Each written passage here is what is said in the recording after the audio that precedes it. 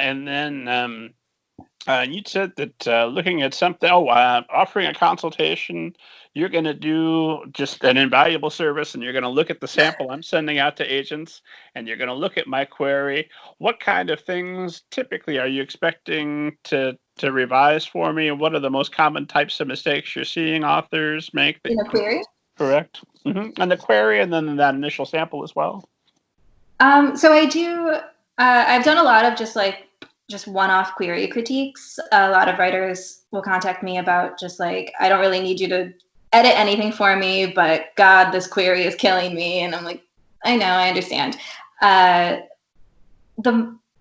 It always depends. There are definitely things that are just like general agent pet peeves that I've, become conscious of over the years. So I try to impart that wisdom on writers whenever I can. Like, don't start with a rhetorical question. Don't write in the voice of your main character.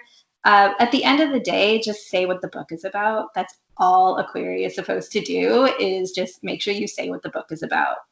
And anything short of that, that's the query. So I would just tell writers, like, don't overthink it.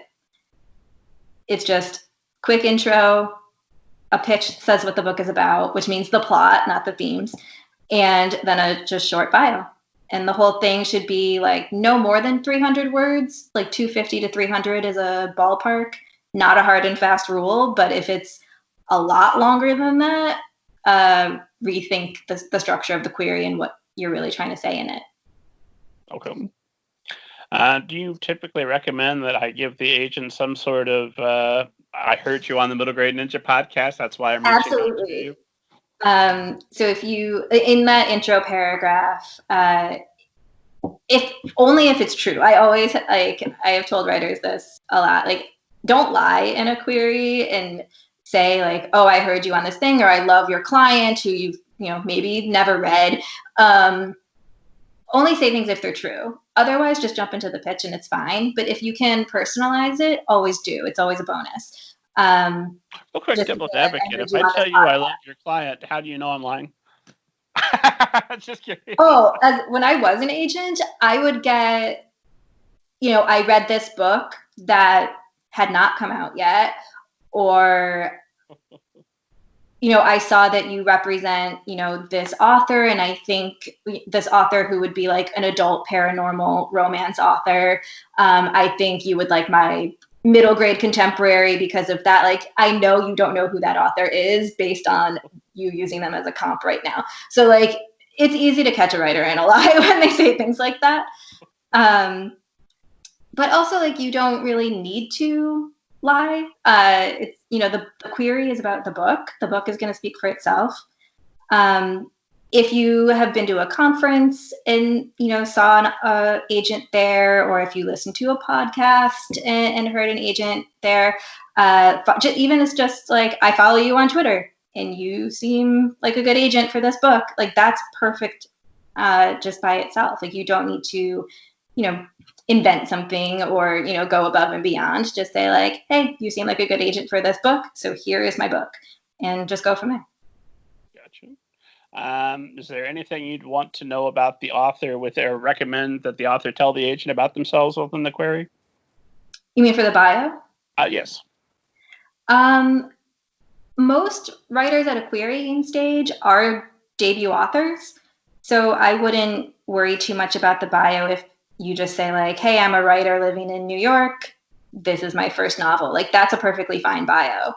If there's more to it, if you can add what your day job is, if you have a day job, any sort of hobbies, anything that sort of humanizes you, what do you do when you're not writing? It doesn't need to be really long, but if you don't have, those publication credits, feel free to put in whatever.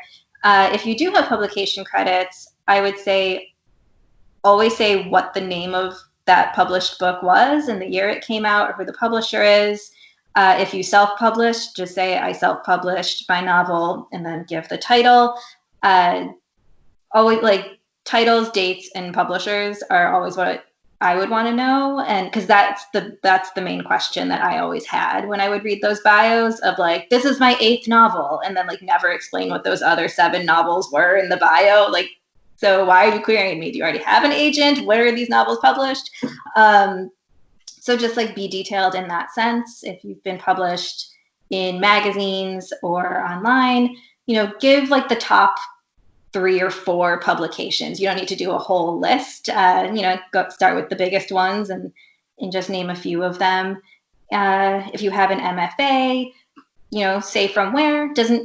It's not really a deal breaker with a query. Like, you don't need to have an MFA.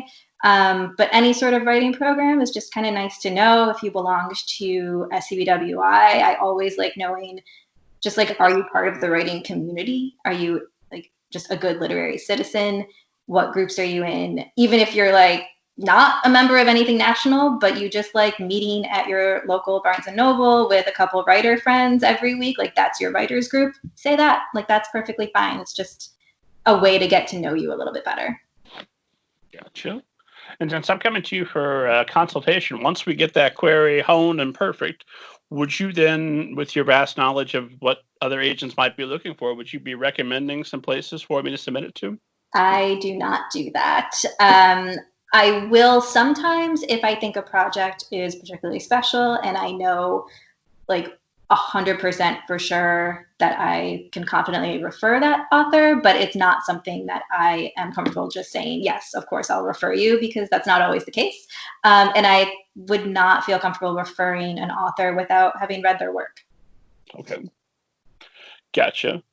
And it wouldn't be just as simple as, hey, let me take a publisher's marketplace down and just pick out 5. I know that you're not directly referring me. I can't be bothered to read about agents before I submit. Nothing like that. Nope. If you can't do research on agents, that's a problem, because that's part of your job as an author. And if you're asking these agents to invest their entire lives for your career, like, you can take 5 minutes to research them. It seems reasonable.